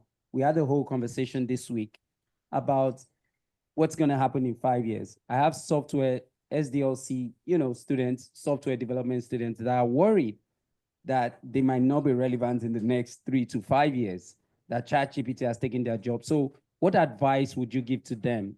Because we have a multidisciplinary group. So what advice would you give to the students? Let's start with Dr. Johnson. Cheer up. We are entering another industrial revolution. The comparison that I had, we used to have horse farm, the horse and the buggy and stuff, and then we went to cars, and the world did not stop. You will be fine. We are all in this together. You go back to opportunity. All along my career, I'm not one of those people that planned anything. I didn't think I would be in critical infrastructure. I started as I was a Black girl who liked computers. That was a very rare thing back in the days. But you have to be open to learning. Being that you're attending events like this shows that you're willing to learn. You're willing to take on new responsibilities when they come to you. Just keep learning, keep applying your skill set, keep networking. I'm a woman of faith. Keep your faith. Everything happens for a reason. AI is just another one of those things. As practitioners that are in the industry, we have the same, I guess, not scared. We're not scared of it, but we understand that this change in technology, the Internet of Things, the growth of AI, and whatever's new next week, it all plays a path as a part of our path as professionals. You will adjust, you will find your opportunity, you will find your niche. And if one door closes with an opportunity, keep learning, keep pushing, keep being positive, lead in the space that you are in, and it will work out. And I'm a perfect example of it. I laugh every single day when someone looks at me and they call me a subject matter expert. I'm like, me? No, I don't feel like a subject matter expert. However, every night I wake up to a new article or a new technology. I work in the aviation space. It is amazing all the new technology that's being jibed in the aviation space to improve transportation in general. But again, there's going to be some challenges with it. But we have an opportunity to make our mark as professionals and just do good in the world. So it's just a very exciting time to be entering the market, to be in the market, and there's definitely more change to come, both good and bad. Let's look at the good. Thank you, Dr. Johnson. Dr. Alexis? No, definitely. I think Dr. Johnson was key. I was listening to, I think it was Jensen, the guy, the CEO of NVIDIA, and I think somebody had proposed a similar question to him, whether AI is going to be replacing our job. And I think I don't want to quote the gentleman, but what it says is, it's not the fact that AI is going to replace your job, but somebody with AI may replace your job. So any field that you're in today, there are going to be opportunities where enhancement can be made. There are some processes that can be automated. Robotic automation is not new. There is things that have basic steps that AI will be able to do better from an individual itself. But we have to look at kind of what are the skills that you're going to bring to that. The industry is ever changing. So if you're going to be in software engineering, maybe the way you develop software may be different, and additional consideration that you may need to have. You need to be able to use additional tools to find vulnerabilities before someone finds it for you. So I think it's that balance between understanding how the technology can be used and adopted, and what is it that you would need to be successful. So that hasn't changed over time, considering where we are as an industry. I see some of the challenges is going to be around regulation. My background is in privacy. I love this space now because AI is nothing without data, and without consent and appropriate consideration there, we're just going to get worse. Regulation is not going to keep up with it. So it's a multifaceted time to be in this industry, but there's great opportunity ahead for students who are just getting started. Thank you, Dr. Alexis. Mike? All right, let's do a fun thing because it's going to be positive. Everybody raise your hand and find a person next to you and give them a high five. Real quick, come on, high five. AI cannot replace that.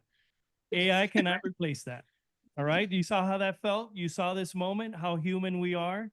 That's the one thing it cannot replace, right? So no matter how much of this we use, if you think of it, the approach is, and I guarantee you, most of us are using AI in the wrong way. And here's what I want to, if the only thing you remember from me today is this, change the way you're using Chat GPT and all of these things. Use it no longer as, I don't want to do this, I want it to do it for me. Change it around, and this thing is going to, believe me, you're going to thank me. Maybe if you see me by Bustelo, you buy me a little cafecito and I'll be happy, and just let me know. Change it around and use it as the best tutor that money can ever buy you to help you scaffold and learn more. Any concept you want. So instead of you asking your GPT or Claude or whatever it is to do it for you, tell it, I want to learn about this. Tell it, ask me questions, and watch what's going to happen. Okay? Because what it's going to do is going to start quizzing you, and then it's going to start realizing that you're going to start finding where your weaknesses are. You're going to start finding where your strengths are, and you're going to refine the way that you learn, because that's what this is all about. When they invented TVs, they said that, oh, you're not going to have teachers in the classroom anymore. Way back. Because now we could just put a TV in the classroom and one teacher could teach it. We saw this with the MOOCs a few years ago. Everybody's going to do online learning. You get the one MIT professor and he's going to teach the world. Why are you guys here then?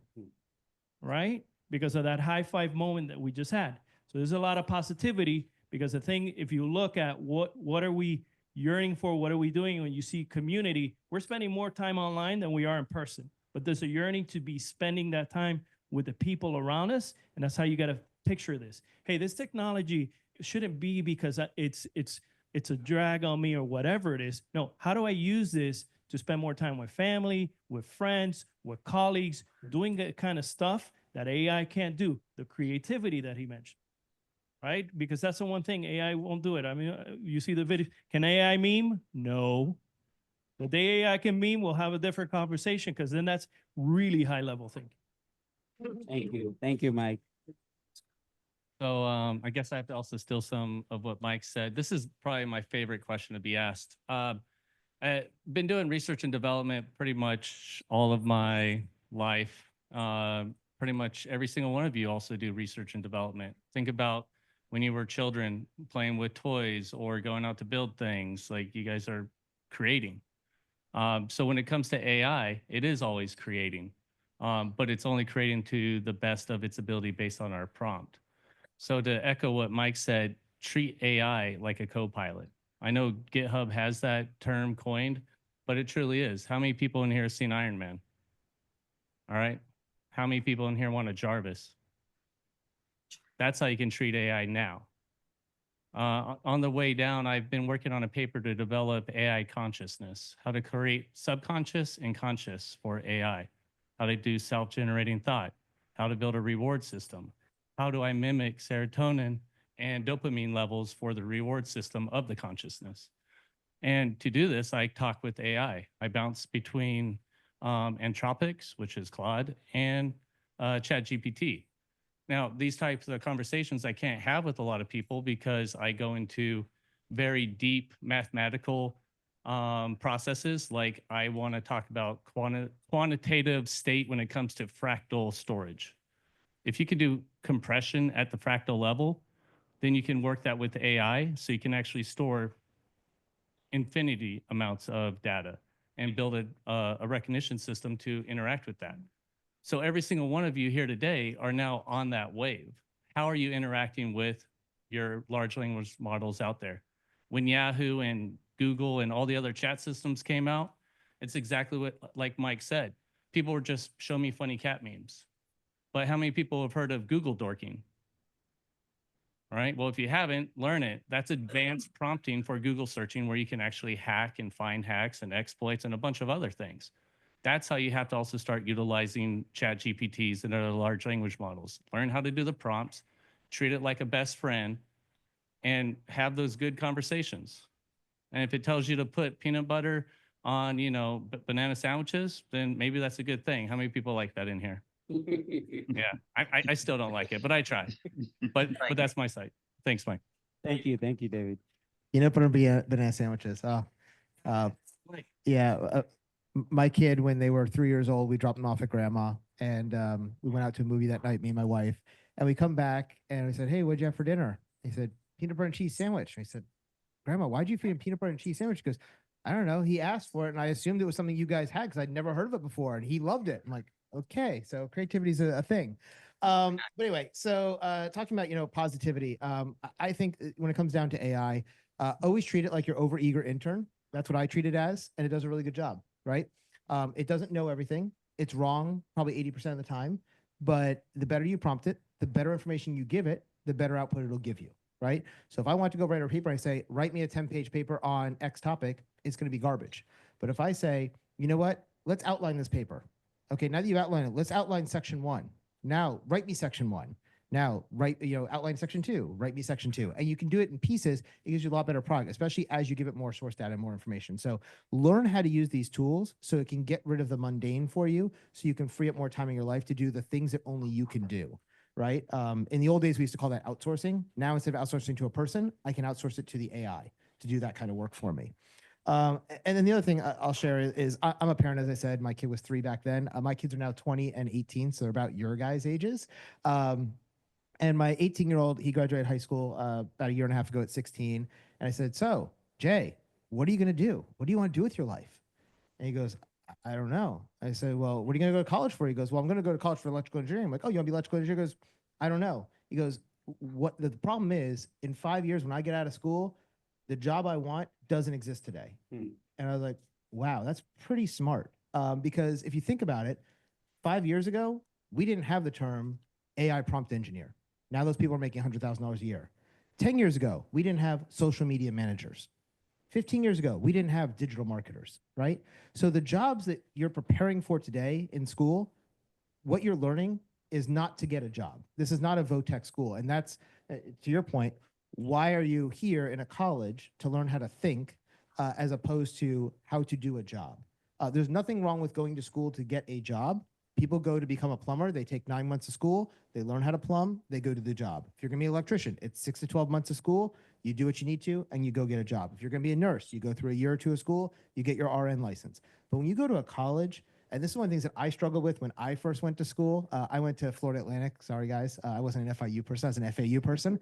And I actually dropped out after a year and a half because I got super frustrated with the college experience. And the reason was I went there to be a computer science major because I love computers. I programmed in 15 languages when I joined. In the first year and a half of school, I got to take 1 computer course because I had to take biology and chemistry and sociology and psychology. And I'm thinking, this isn't what I want to do. I want to be a computer person. I want to learn to be a computer person. That's the job I want. And it wasn't until years later when I went back to school, and about 5 years later, I went back and got a bachelor's degree. About 3 years after, I went back and got a master's degree. Then I went back and got a second master's degree. Then I got a graduate certificate. And I was halfway to a PhD. And then I decided, I don't need to finish that because I was already a professor at that point. I really didn't need it for what I was doing. But the point is, it took me until I was like 30 to realize the point of college wasn't to teach me how to do a job. Because if it was, I could teach somebody in a year how to be a cybersecurity expert. It doesn't need a 4-year degree. But the problem is what I would teach you in that program would get you a job today, but in 5 years from now, you wouldn't know how to think about the new challenges. I've been a hacker now for 25 years. The same things I was doing 25 years ago still work today. It's the same processes, the same procedures, but all the tools are different. All the coding is different. All the way we think about how to break through a problem is now a little bit different. And if you just know how to go down the checklist, then you're not going to be able to do that. And I teach students all over the world, and I will tell you, my students from America and Canada and Europe tend to have the ability to do the creative thinking to solve new and unique challenges. Nothing against some of the other countries on the other side of the planet, but I will tell you, I have a lot of students from Africa, and I have a lot of students from India and the Eurasia area, and they are very much taught in their school, the way they are brought up, is not to have creative thought. It is you do what the teacher told you. 1 + 1 will always equal 2. 2 + 2 always equals 4. In America, sometimes you go, well, 2 + 2 may equal 5 sometimes, and here's the reasons why, right? And you can think about how to get around a problem. I think that's why Silicon Valley and tech in America has taken over the world, because we are the ones who come up with these strange and new and unique ideas. There are some out there in other places, but proportionally, there's like 5 times as much coming from the US and Canada as there is from other places. So my best piece of advice to you is learn the tools, learn how to think, because what you learn in school is not actually important. Whether you got an A or B on your paper really doesn't matter. Sorry, professors, it doesn't. When I go to hire you, I don't care. As long as you have the degree and you can think and talk through an interview problem, if you were a D student or an A student, it really doesn't matter to me. What you can do and what problems you can solve is much, much more important to me as an employer. So think about that, because that way, when the world changes and AI starts eliminating jobs like a paralegal, you can go and shift into a different job. I never went to school to do what I do today. I've been through so many careers, it's ridiculous. I won't go through my whole story, but yeah, in 20 years, I've had at least 10 different jobs, and it's all built up to where I am today. The thing that you all need to realize is that your grandparents' generation had 1 or 2 jobs their entire life. Your parents' generation had 5 to 8. You're likely going to have 20 to 40 jobs in your 40-year career. Most people coming out of college these days change jobs every 12 to 18 months. So don't fall in love with your job, because your job's not going to love you back, right? Think about what you want out of life and build your life around that. And you'll be able to use these tools to help you do that, so you can have more time with your friends, have more time with your family, so you can have that connection and the human element, right? That's, I think, where we're going to be going with this stuff. So that's my positive spin, is just be adaptable to change, because change is coming, and it's going to be more and faster than ever before. And your generation's the first ones who are really going to have to deal with that. Thank you very much, Jason.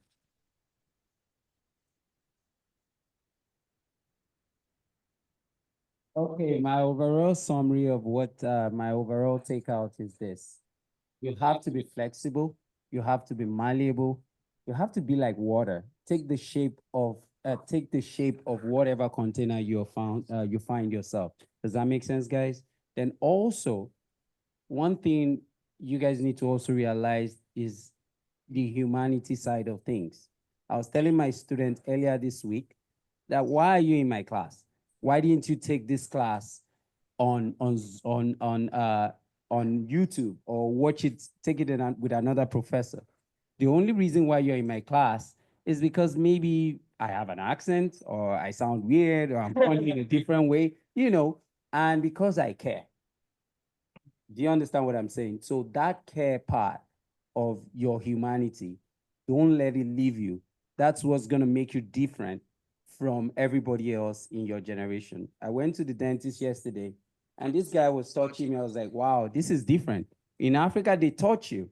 Here, all the doctors I've been to, they're like, you're like a plague. They stay away from you. But this guy is different. So that little thing, the sense of humanity, is what's going to distinguish you in the future. Please give the panel another round of applause.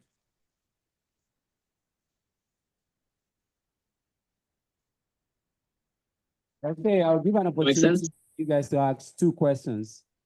A lady first. Lady. Okay. Question, and this is about, first of all, I want to introduce myself. My name is Sophia, and I'm a current freshman here, and I just want to thank you guys for coming to speak with us. It means a lot. I do have one question, and it has to do more with government and policymakers. We do talk about our jobs becoming more automated or being obsolete. When do you think government is going to step in, if at all? Because, we always hear this thing, keep American jobs first.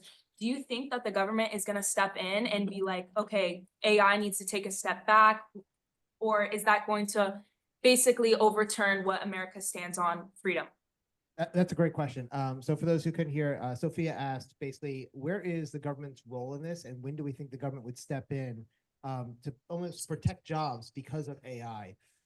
This is one of those things that it kind of, in America, we have this idea of free market capitalism is what we always talk about. Honestly, we're not a free market capitalist society. We do pick winners and losers all the time in government. And the government does that with tax breaks, tariffs, et cetera, et cetera. And in the new administration, they've been very vocal that they want to have America jobs and tariffs and go us America. The problem with that is economically that doesn't work. And we saw this. If you go back to 2017, there was a tariff placed, 100% tariff on washing machines brought into this country. And they did that because they wanted to be able to protect the GE manufacturing capability for washing machines, because honestly, Americans were getting their butts kicked by Samsung and LG, which are Korean manufacturers. So we went from having $300 washing machines to $600 washing machines coming in from Korea. What did GE and the American manufacturers do? They go, you know what? If they're charging 600, we should too. And so all that happened was GE made more money, right? It didn't protect American jobs. It didn't do what it wanted. And the side effect was most of us, when we buy a washing machine, also buy a dryer. Dryers had zero tariff, but guess what all the manufacturers did? They raised the price from 300 to 600 on the dryers too. So now instead of paying 600 for a combo, you're paying 1,200 for a combo. And it's costing them $300 for that product, right? So do tariffs work? Usually not. And every economics, if you ever take an economics class in college, if you haven't, you definitely should, you will learn tariffs don't work. Free market generally works better when there aren't tariffs. That being said, AI, I will tell you, Congress has been in discussions about it. They've also started doing things with trademarks and copyright, and they've taken that part. I don't think they're going to be able to put the genie back in the bottle, right? It's just like cryptocurrency. They've been talking about doing something about cryptocurrency since 2012. There's still no legislation on cryptocurrency. It's 2024, almost 2025. If you're waiting for the government to solve your problems, they're not going to. So, my best piece of advice is you need to operate in the system we have and be able to be malleable like water and, follow the laws, right? If laws come out that would put us guardrails, that would be great. But I wouldn't count on the government saving the day here. Some places in Europe, they actually have more advanced AI laws than we do. The AI Act just came out about 6 months ago. But even that doesn't put the genie back in the bottle. It just says, oh, we're going to put these limitations where you can't go into this next step. But that is not to protect jobs. That's more because, honestly, they're afraid of Terminators and Skynet. And you trying to get some consciousness in this AI, David, I'm a little worried, man. You're going to call Skynet. It's gonna happen. So I just want to add, because we've been working with Florida legislators on this same issue, right? And Florida doesn't have really anything substantial. We have not passed any AI policies specifically other than appropriations and for research and those kind of things. And the idea in Florida with the current administration and even the newly elected administration, the thinking is we don't want to put in any regulation that would limit the kind of companies that are moving here to innovate, because we're no longer competing with the United States. We're competing globally, right? So Florida as a state, at the state level, can make policies that will attract these companies to come and invest here and do work here, then they see it as an economically viable creating, because those companies will create jobs here. The other side to that, and here's a big problem, which is fundamentally, I think is a bigger problem. So do you guys know by what year everybody in Congress will actually have been exposed to and been born in an era of computers? 2050. Okay. There are people in Congress right now that pride themselves that they've never, ever sent an email in their life. No, seriously. They have somebody else do it for it, right? And the problem with that is that, again, you don't have to be a person who has adopted this, but you have to have an understanding, a fundamental understanding of how this kind of stuff works. And if you don't, then how are you going to be able to put in rules and regulations and legislation that actually work for people, right? And you see that. The gaming community has a certain aspect. If those of you who are here in computer science and you're applying, you guys have your communities and you know how things work. You get an outsider come in, it's like, hey guys, maybe we should game like this. No. Like, what do you know about this, right? Oh, but this is how we used to do it back in the day. That's fundamentally. So when it comes back to policy, the bigger challenges we have is actually getting this. There's a big generational gap as far as, what these technologies mean. And mind you, they've been around this technology for years and years. It's now that you're seeing that acceleration. So you're going to have a lot of hesitance in people adopting certain things. I mean, look, the generation that now I see people wear those glasses and everywhere where, I don't see myself wearing those things, right? That's super cool. I'm not against it, but I don't think that's for me. Maybe I'll wait till they have, Right. contact lenses that do that, right? So. Okay, thank you very much. Another round of applause for the panel. The one thing I was going to say, sorry, the one thing I was going to say on that is, everyone here, where do you think of when you think of tech? What state? California, Silicon Valley, right? When I was born, 1980, I'm a little older, 70s and 80s. You know where the tech hub was? Boston. Why? MIT and Harvard were there. Why did they move to California in the 80s and 90s? No, it actually was regulation that Boston put in place. Hmm. Massachusetts put in a requirement of non-enforceable NDAs. They put NDAs, non-disclosure agreements, that forced the executives so they couldn't go from company to company anymore, and it stifled growth. So they all moved to California because there was no NDAs there. California is now making the exact same mistake. They're putting in a bunch of policies, and people are leaving California in droves. Austin, Denver, DC, and Boston has now lifted a lot of that to try to get back. And Florida, Tampa through Cape Canaveral, the I-4 corridor is the cyber corridor. There are so many jobs between Tampa and Orlando specifically in cyber for that reason, because Florida is like, come do business here, zero state tax, good weather, quality of life, except for the hurricanes. And we all love our hurricanes in Orlando, right? And Miami even better. But because of that, those policies Elevate your cholesterol cholesterol. things. So Yeah. you're Oh, yeah. So There's the AI telling. yeah. So you just got to be careful because these unintended consequences of, hey, we're going to Again, protect jobs. Oh, And then we can't protect jobs because we end up making jobs go away, because if we put higher taxes here, then somebody's going to go to a lower tax state. If you look in COVID, how many people worked online? Look at the population growth we had. Orlando, we doubled our size in 2 years, our population. Our housing has become completely unaffordable. I bought a house and 9 months later, it was worth double what I paid for it. That is not affordable, right? And that's because of the policies we had at this state, which is great for our economy as a Floridians, but the other states, California, they're losing people in droves because of it. And so government can't solve these problems for us. thank you very much. Another round of applause. We have come to the end of today's event. We want to say a very big thank you to all our panelists, to the guest of honor, Jason Dion, and to all the students that are here. Please stay behind, get food, and ask questions, make connections, do what you have to do. Thank you very much for coming, everyone.